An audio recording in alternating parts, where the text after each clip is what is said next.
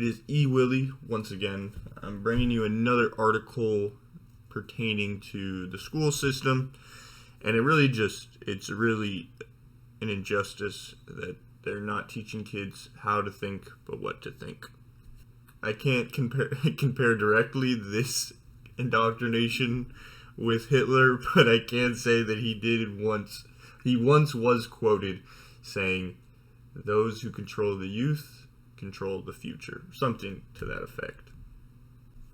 I think it's just really dangerous that we're not equipping the next generation with tools that are compatible with Western society. I really want to demonstrate how they really don't have the best interest for the students. Look at this article from the Washington Examiner. California seeks end of advanced math courses in name of social justice. California Department of Education's 2021 mathematics framework seeks to end accelerated math opportunities for gifted students due to racial disparities in gifted math programs. In California, in 2004 to 2014, 32% of Asian American students were in gifted programs, compared with 8% of white students, 4% of black students, and 3% of Latinx students. One of my biggest issues with this whole social justice movement is that it kills the idea of competency.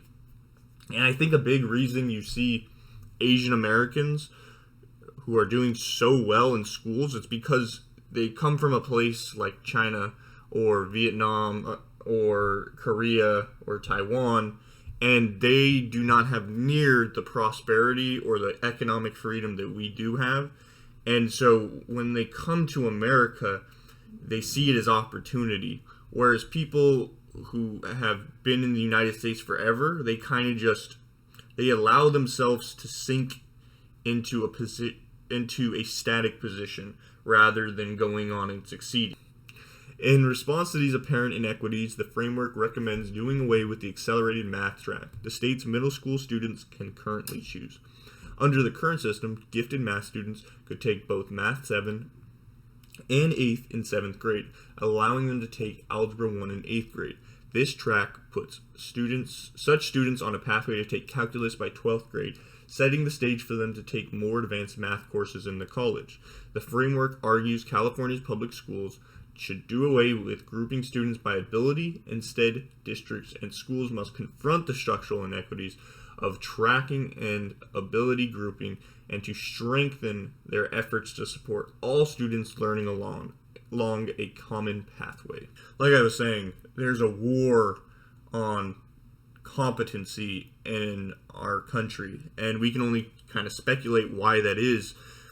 But my assumption is that because we've been given so much by our ancestors, that affluence has led to us becoming softened, and and I don't mean this as in any sort of misogynistic way, but seriously, it's led us to take up feminine ideals, more of a nurturing and caring and soft and nice kind of mindset.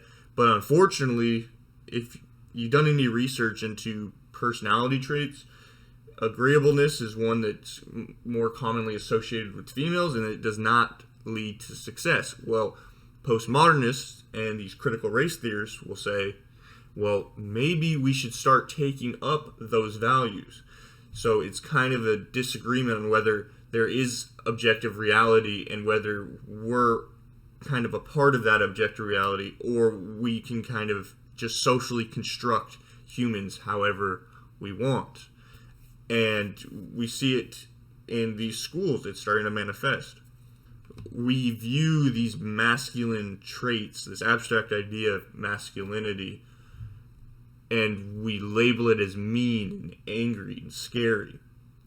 And it is scary, but it's scary because it fears people. It puts fear into people that are just mediocre. When you see someone that isn't scared and stands up for what they believe in and works hard and does the right thing, that can scare people that are morally weak. Life is hard, man. It's really hard. everything we do in this world is to kind of lessen that suffering that the world burdens on us, and to lie to kids and to push an ideology that just breeds out low performing individuals is not the right answer. And even what's more scary is that this ideology can be used by people with evil intentions to do a lot scarier stuff than just put out lazy people who don't want to work. It's like we're living in the fever dream of some divorced 50-year-old who never had kids. And she's just trying to come up with every which way to not take responsibility for her own life. And that literally feels what we're in. I guess the solution for parents, and I really hope that if you really take a strong look at what your kids are learning and consider private school if you have the means. If there's two parents, then consider homeschooling. But this is only going to hurt the poor and underprivileged kids, unfortunately. And it's so nearsighted and just really, really naive. And I'll go on, but these people are very naive. But not everyone believes doing away with accelerated math in the name of equity is a good idea. With Mike Malloy of Piedmont Advanced Learners Program saying the changes could cause irreparable harm. I predict it will cause irreparable harm to our public's ongoing preparedness for STEM careers, resulting in unfathomable costs to all when our nation finds itself unable to advance or even properly maintain its highly technological, life-sustaining infrastructure, Malloy wrote in response to the framework.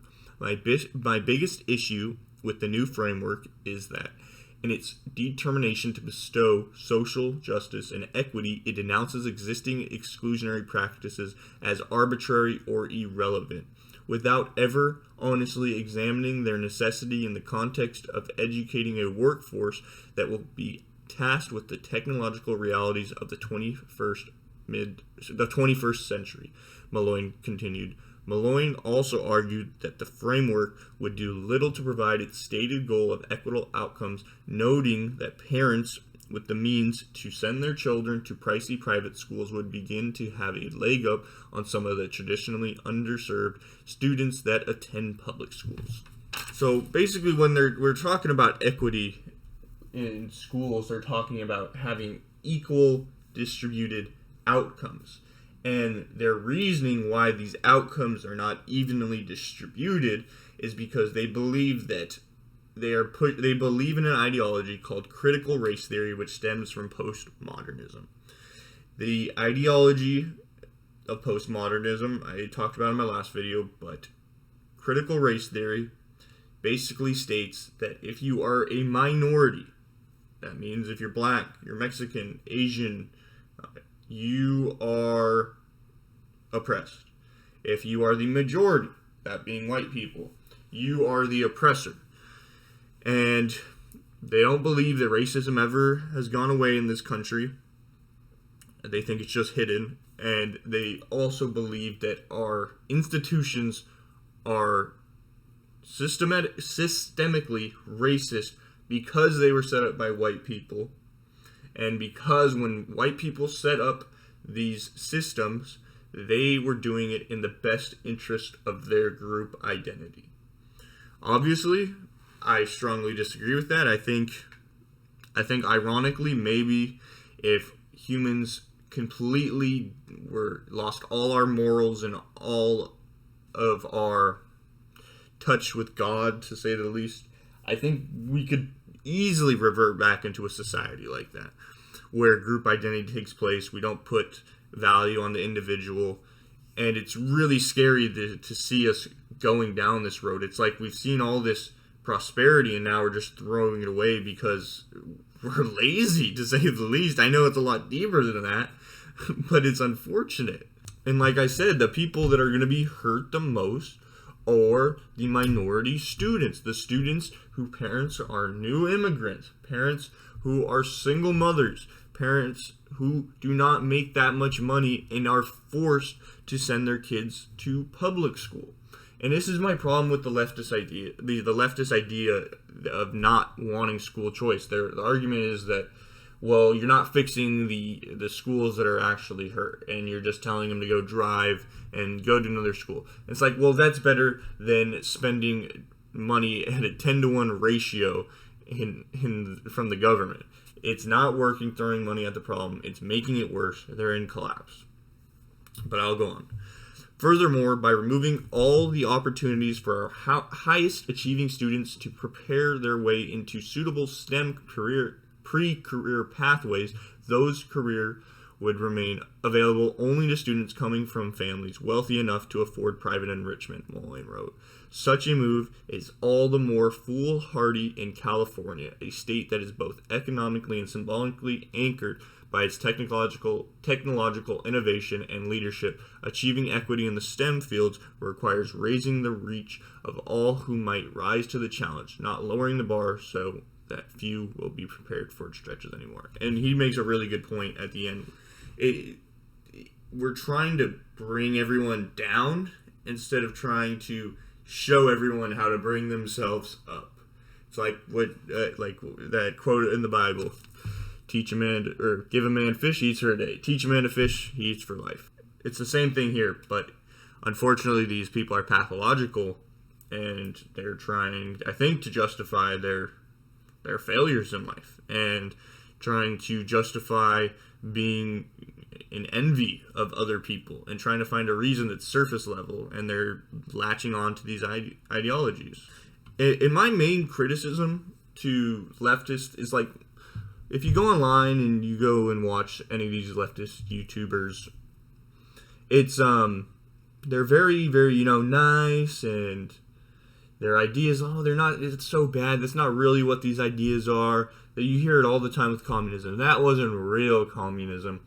Well, it's been tried 43 times and it's failed 43 times. At a certain point, you have to realize that your ideas play themselves out in the real world and have negative consequences. And you can't just pretend that you have this hidden knowledge that nobody else has and that you have all the answers without actually testing your ideas and seeing if they actually pass, instead of fail and end up killing an entire country, like it did with Soviet Russia, like it did with Nazi Germany, like it did with China, like what it's currently doing with China. They're exploiting the people that live there. You didn't need the king to grant you the okay to start your company. But now we want to go back and revert to that. Great. You know what?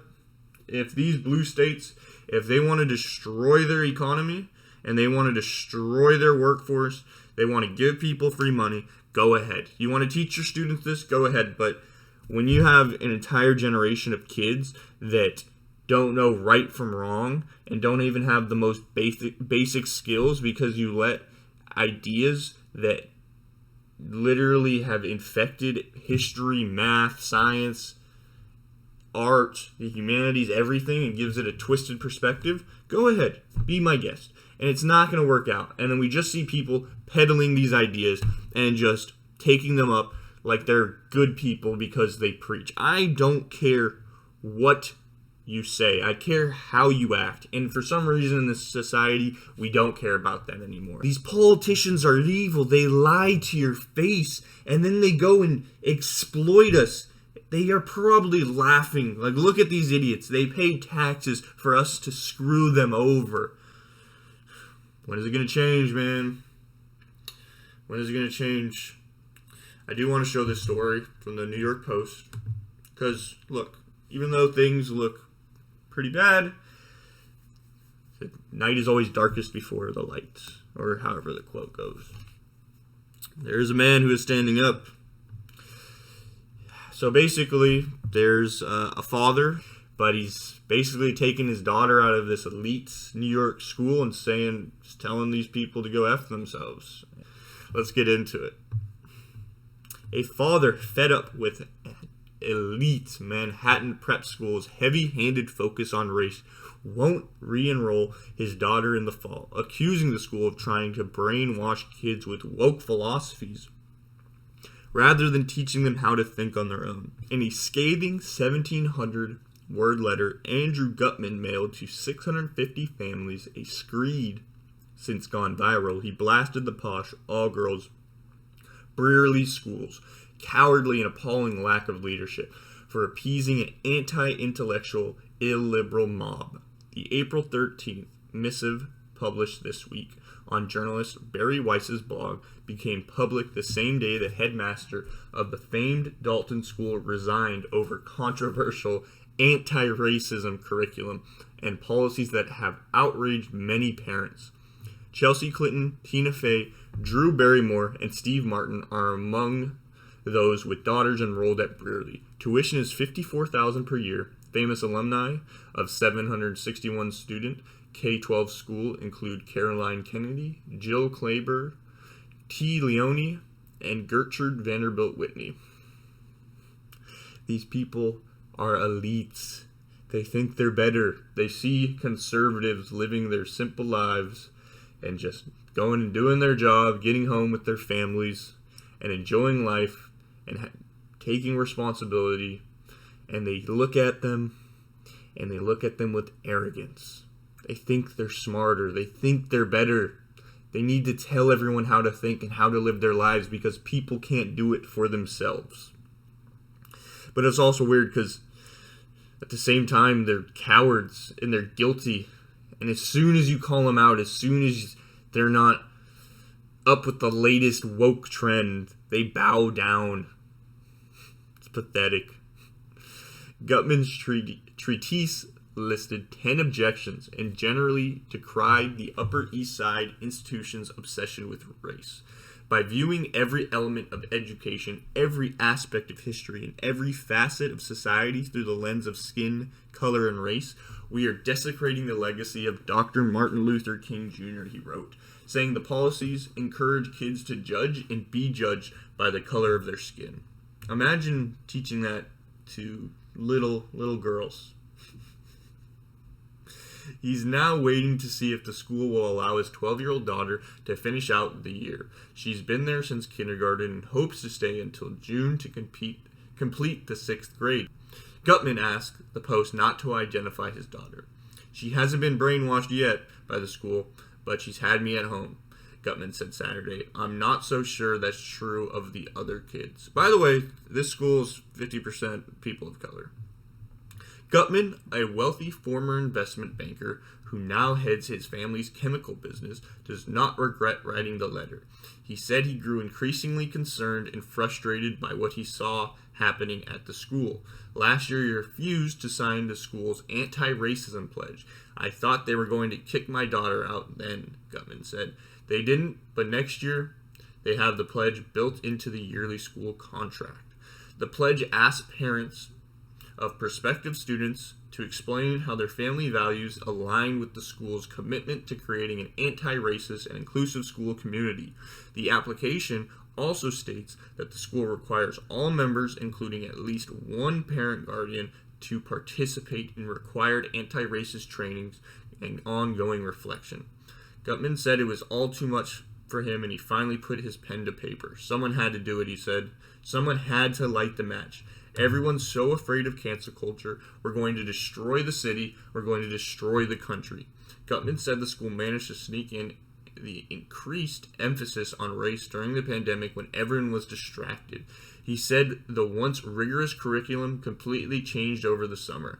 I don't know who's really driving this, and nobody does. I think one of the reasons, and it's kind of a theme with all these leftists, is changing the environment around you instead of changing yourself first. It's kind of like Jordan Peterson's rule, similar. Have your room intact before you judge the world's, or something like that. And instead of changing their conceptions and experiencing life and attacking what makes them feel uncomfortable, they try to do it with everyone else. And I could very easily see these people who have grown up in wealthy neighborhoods their entire lives, been affluent, very posh, never seeing real struggle, just looking down on black people and feeling so bad for them. And so they push this to kind of keep themselves at ease instead of actually confronting it and actually making a positive impact in the world. And as to what is behind this, it's postmodernism and it's the universities, and we're just pumping out kids through these re-education camps, which they're paying to go to. They're paying to go to these schools to get dumber, and then they come out and we let them go into the workforce because nobody even needs to be good at their job because it's just so easy nowadays. We have machines and technology and money to do everything for us. And then these kids go off into the workforce, go off into all these different institutions, and now they're just corrupting them with this evil, sickly doctrine. But thank God for this man, and we need more people like him. His letter most controversial claim is objecting to the school's belief in systemic racism and how any educational professional of societal outcome where blacks are underrepresented is prima facie evidence of the aforementioned systemic racism or of white supremacy and oppression. Like I told you, the reason they think this is because they think that these institutions were set up originally by white people for white people, therefore they are anti-black. So unless you are going out of your way to tear down these institutions, then you yourself are a racist. And that's why you have to be anti-racist. His letter's most controversial claim is objecting to the school's belief in systemic racism. And I already read that.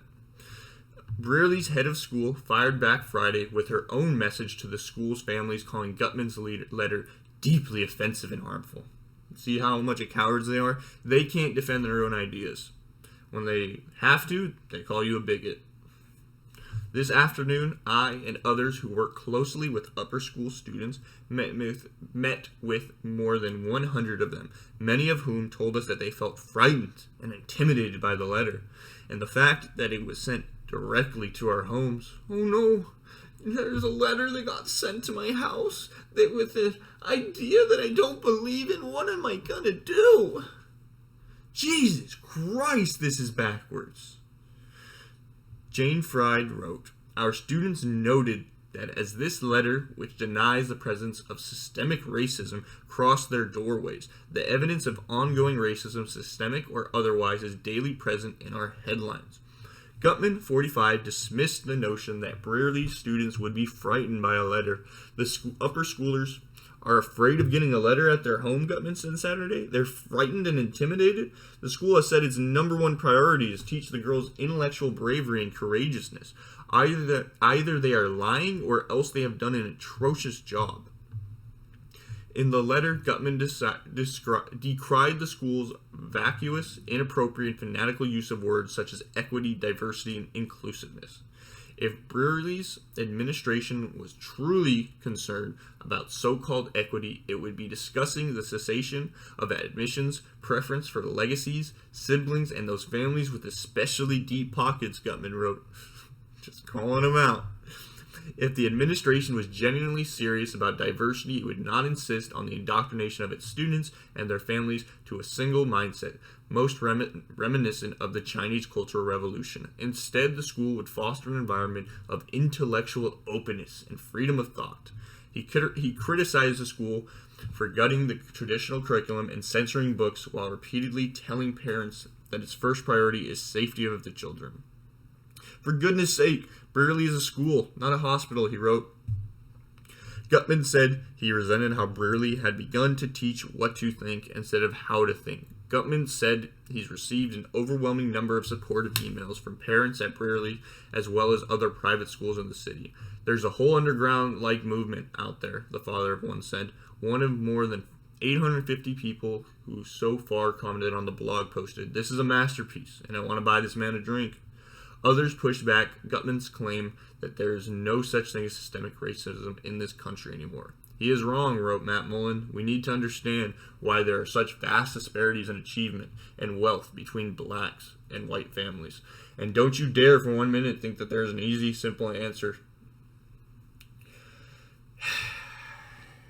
my main issue with all of this, it's all this stuff is designed to pit us against each other, to make you go crazy, to make you hate groups of people when it's not black people's fault, it's not white people's fault. I can tell you whose fault it directly is, but it's dispersed out through many people. This is an existential crisis. And the media, they push it. They push these narratives. The Democrat Party, they push these narratives. We have the multi-corporations pushing these narratives. Are you really on the right side when all the institutional power agrees with you? Do you really think that what you're doing is right? Or maybe are you a sheep? Maybe are these leftist sheeps doing the bidding of wolves that have their own intentions? They don't really care about you. You're the first to go if this goes downhill. Intellectuals, you're the first to go. It's looking literally like history is repeating itself. Of course, it's in a different context and in different clothes, but it's essentially the same thing. We have evil overcoming our society. And until we have more people like Mr. Gutman, until we have more people like Tim Pool, like Steven Crowder, Jordan Peterson, until we have people that are willing to go into the fire and to say what is true and to say what is right and to defend these opinions, we're going to keep going farther down the rabbit hole. And Tim Pool says it all the time, and I didn't agree with him at first one, but the way this battle is going to be won is through electing people like Ron DeSantis, through the courts, like what Project Veritas is doing, being resourceful, coming out with the message creatively, not what the left is doing with force. That is not going to work. It's getting real scary, and it's almost like it's too much to believe.